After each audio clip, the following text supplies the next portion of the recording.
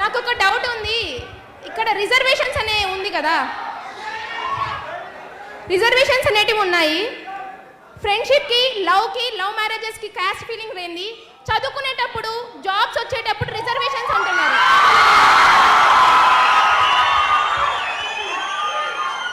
ఈ క్వశ్చన్ నేను ఒక్కటి క్వశ్చన్ చేస్తుంది, ఒకరిని మాత్రమే కాదు, ఇక్కడ ఉన్న ప్రతి స్టూడెంట్ని నేను క్వశ్చన్ చేస్తున్నాను.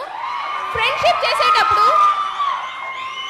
చేసేటప్పుడు నో క్యాస్ట్ అన్నారు, లవ్ చేసేటప్పుడు నో క్యాస్ట్ అన్నారు, లవ్ మ్యారేజ్ చేసేసుకునేప్పుడు ఫ్రెండ్స్ ఉన్నారా, మాకు క్యాస్ట్ ఫీలింగ్ లేదు అన్నారు. అదే ఒక ఓసీ స్టూడెంట్ ఎగ్జామ్ ఫీజు కట్టలేక, జాబ్ల కాడ అప్లికేషన్ ఫీజులు లేక బయట నిలబడిన రోజులు చాలా ఉన్నాయి సార్.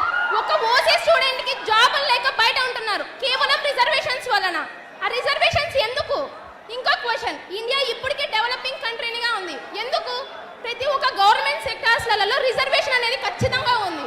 ఓసీ స్టూడెంట్స్ కి 1000 రూపీస్ అప్లికేషన్ ఫీ ఉంటాయి కదా, అదర్ క్యాస్ట్ వాళ్ళకి 250-300 రూపీస్ ఉంది. ఏ ఓసీల పేదవాళ్ళు లేరా? మేము కొన్ని బ్యాక్వర్డ్ ఎకనామీ, మాకు రైట్స్ ఉన్నాయి గవర్నమెంట్ జాబ్స్ తెచ్చుకునేకి, కానీ మాకు ఎందుకు ఇవ్వడం లేదు? గవర్నమెంట్ సెక్టార్స్లో ఒక సెక్టార్ని కన్నా చూసుకుంటే గన ఆల్మోస్ట్ అందరూ ఓసీ కన్నా మిగతా క్యాస్ట్ వాళ్ళే ఉన్నాయి. క్యాస్ట్ ఫీలింగ్ గురించి నేను మాట్లాడడం లేదు సార్. ఇక్కడ నేను క్వశ్చన్ చేస్తుంది ఏంటంటే, ఒకప్పుడు అంబేద్కర్ చేశారు, ఎందుకు? ఒకప్పుడు చాలా డిఫరెన్సెస్ ఉన్నాయి, కానీ ఇప్పుడు ఆ డిఫరెన్సెస్ లేవు. ఇప్పుడు చూస్తే ఒక ఓసీ క్యాండిడేట్, ఒక ఎకనామికల్గా బ్యాక్గ్రౌండ్ ఉండేది ఎవర్రా అంటే ఖచ్చితంగా ఒక ఓసీ క్యాండిడేట్. అది రెడ్డిస్ అయినా ఉంటారు, వైశ్యాస్ అయినా ఉంటారు, ఏ ఓసీ క్యాండిడేటే ఉంటాడు. ఎందుకంటే ఒకప్పుడు మేము రిచ్ ఉండొచ్చు, ఇప్పుడు లేరు అది సిచ్యువేషన్. ప్రజెంట్ ఈ రాయలసీమను పాలించిన రాయల వారి ఫ్యామిలీ గుని ఇప్పుడు ఎకనామికల్గా బ్యాకే ఉన్నారు సార్. ఒక ముస్లిం కానీ క్రిస్టియన్ కానీ, ఇక్కడ నేను మెన్షన్ చేస్తుంది క్యాస్ట్ జస్ట్ ఫర్ ఇన్ఫర్మేషన్, నేను ఏ క్యాస్ట్ ఫీలింగ్ గురించి మాట్లాడడం లేదు.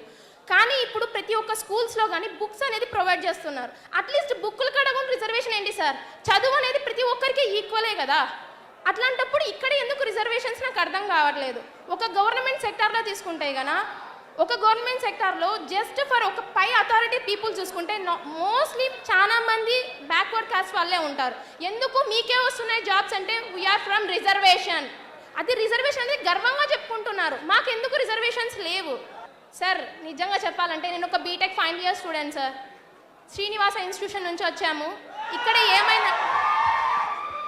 ఇక్కడ ఏంటంటే మొన్న రీసెంట్గా మేము గేట్ ఎగ్జామ్కి అప్లికేషన్ కట్టాము. Application fee 1500 sir for OC candidates. For girls రిజర్వేషన్కి 750 రూపీస్ సార్.